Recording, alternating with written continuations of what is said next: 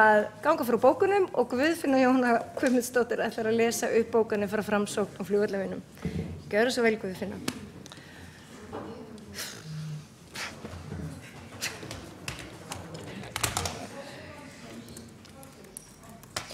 Forseti borgarfulltrúar, það bókun undir húsnæðismálaumræðunni. Lóðaskortur borgarna hefur skapað mikil vandamál þó svo að meta hefur verið í útgáfu byggingarleyfa og síðasta ári þá tekur tíma að byggja. Íbúum hefur einhvers fjölgað 1082 í Reykjavík á 5 ára tímabili, það frá árslokkum 2010 til árslokka 2015, samkvæmt upplýsingum á heimasíðu Þjóðskrár. Þær lóðir sem verið að byggja á eða tilstendur að byggja á eru flestar í höndum fasteignafélaga og banka á dýrustu stöðunum í borginu og hæpi að þar verið byggðar litlar og ódýrar íbúðir en mikil þörf er að slíkum íbúðum. Það gengur hægt að byggja til að mæta þeirri miklu eftirspurn sem og slíkt leiðir af sér verðhækkanir. Lítil lóðaframboð borgarinnar og þétting byggða miðsvæðis leiðir af sér hærra verð þar sem verið að byggja dýrustu stöðum bæjarins allt á kostnað unga fólksins sem hefur ekki ráð á því húsnæði sem í boði. Svo það bókun undir veikindahlutfallinu.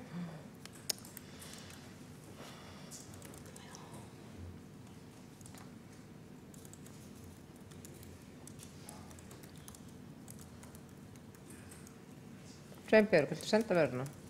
Hérna.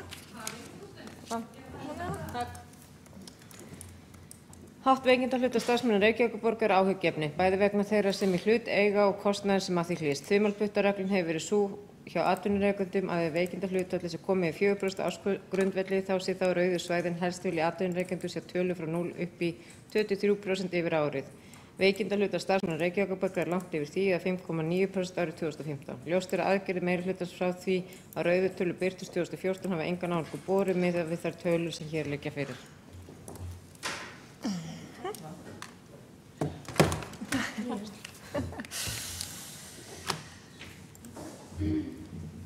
Þá kemur Hildur Sverrisdóttir borgarfulltrúi og gerir grein fyrir bókunum Sjálfstæðisflokksins.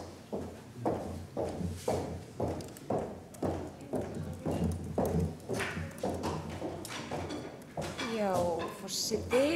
Hér bókun Sjálfstæðisflokksins undir fyrsta lið mannréttindastefnuna. Borgarfulltrúar Sjálfstæðisflokksins fagna nýsamþykktri mannréttindastefnu. Í svo yfirgripsmiklu plaggi það aldrei svo að allir getur verið fyllilega sammála alla þætti sem telja borgarfulltrúarnir að þar sé að mestu leyti að finna heildstæða stefnu til gagns og góðs grunns að mannréttindavernd á vegum borgarinnar. Borgarfulltrúarnir fagna að breytingartillaga þeirra varðandi tjáningarfrelsi starfsmanna hafi verið samþykkt og telja að stefnan njóti góðs af því að svo mikilvæg réttindamál séu skýr og að tjáningarfrelsi starfsmanna utan vinnutíma sé engum lagalegum vafa undirorpið. Já, þá hefur Sjálfstæðisflokkurinn lokið við að gera grein fyrir bókunum sínum og Elsa...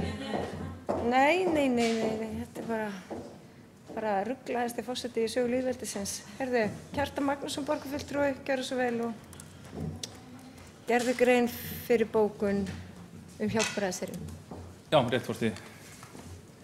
Hún er svo hljóðandi. Þetta er bókun Sjálfstæðisflokksins og Framsóknar og Flugvallarvina. Hjálpræðisherinn hefur í meira en 120 ár staðið fyrir umfangsmikilli hjálpar og góðgerðarstarfsemi í Reykjavík. Samtökin hófu að veita heimilislausu fólki mat og húsaskjól auk margvíslegrar annarra þjónustu löngu áður en eiginlegri velferðarþjónustu var komið á í borginni og hafa gert það með öflugum hætti allar götur síðan. Hjálpræðisherinn hyggst nú flytja á nýjan stað í borginni og efla leið starfsemi sína.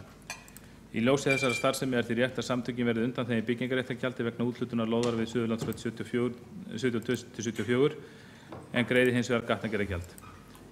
Við hörmum að meirihluti Samfylkingar, Bjartrar framtíðar, Pírata og Vinstri grænna skuli kjósa að fella tillögu Sjálfstæðisflokksins og Framsóknar og Flugvallarvina að samtökin verði undanþegin byggingarréttargjaldi vegna umræddrar byggingar. Til samanburðar má nefna að árið 2013 ákvað meirihluti Samfylkingar og Bjartrar framtíðar að úthluta öðru skráðu trúfélagi, félagi múslima, lóð undir moskubyggingu við sömu götu og var sú lóðarúthlutun undanþegin bæði byggingarréttargjaldi og gatnagerðargjaldi, ásamt því að í því tilviki voru engar kvaðir skil lóðar ef frestir væru ekki virtir. Þá hefur Kjartan Magnússon lokið við að gera grein fyrir bókun Sjálfstæðismanna Hjálpræðisherinn og næst er Elsa Jómann, fulltrúi sem ætlar að gera grein fyrir bókunum meirihlutans. Forseti, kæra borgarstjórn, ég kem hingað upp og geri grein fyrir bókunum undir fyrsta og öðrum dagskrárliðar og bókun vegna fyrsta dagskrárliðar hljómar svo.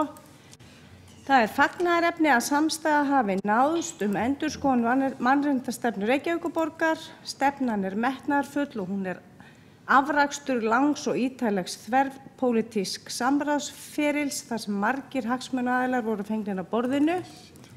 Með samræmdri mannréttindastefnu unnið gegn margþættri mismunun og lögð áhersla á heildstæða sýn í þágu borgarbúa.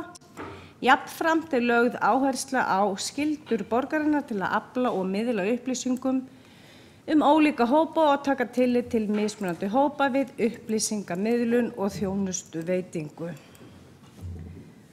Og þá það bókun undir dagskrárlið númer 2. Nýliðun og bætt starfsumhverfi kennara eitt mikilvægasta verkefni menntamála á komandi árum. Reykjavíkurborg tekur nú af skarið með því að bjóða fulltrúum kennara, háskóla og ríkisins til samstarfs mótun aðgerða til að mæta nýliðun og þörf kennara. Borgin gekk fram fyrir skjöldu í samstarfi önnur sveitarfélög strax í upphafi kjörtímabilsins með verulegum leiðréttingum á kjörum kennara í samanburði við aðra háskólamenntaða með sambærilega menntun. Í þeirri vinnu sem framundan verður meðal annars leitað leiða til að draga úr brotthvarfi kennara, efla kennaramenntun og starfsþróun, auka aðsókn í kennaranám og bæta sjálfsmynd og vinnu umhverfi kennara með markvissum aðgerðum. Takk fyrir og góða ferð.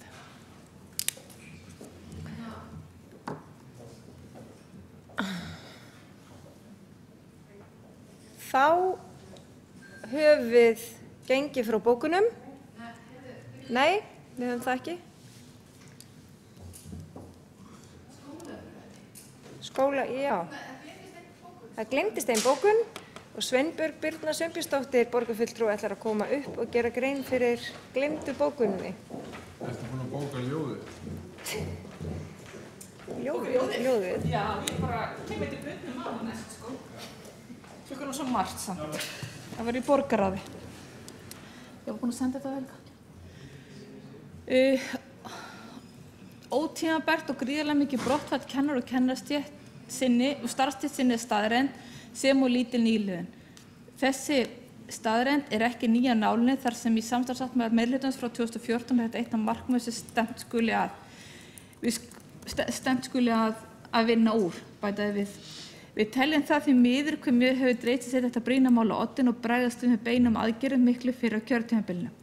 Óheyrlegt vinnuálag sem á einhverju leyti rekja til skóla og aðgreiningar sem á skorti á stuðningi og sérkennslu, andlegt álag, félagslegt andstreymi og léleg vinnuaðstaða og skortur í jákvæðum samskiptum innan skólastofunnar hafa áhrif og eru allt þættir sem þarf að skoða. Ástæða þessa mikla brottfall stefnu skóla og aðgreiningar?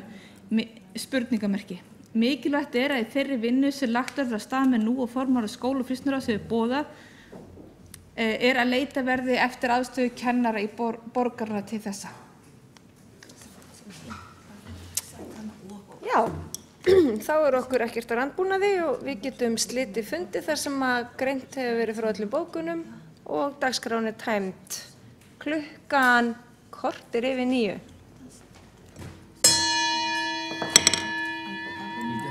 Lesarar.